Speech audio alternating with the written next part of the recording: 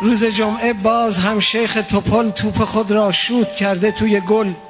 گفته ایشان بی‌حجابی زنا می شود مستوجب فعل زنا. چون زن و مردی به هم چسبد شدید، در نتیجه زلزله آید پدید.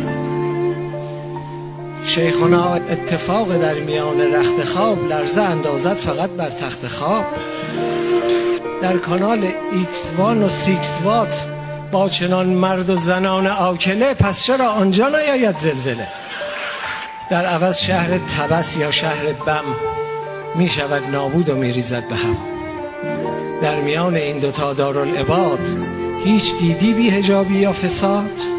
در اروپا 1 زن و 10 بویفرند، لرزه هایش مال سومالی و هند. من که می دانم مرا خر کرده ای، گر خودت این حرف باور کرده ای، چون که با فتوای شیخ شهر قم هیچ حاجت نیست بر بمب اتم.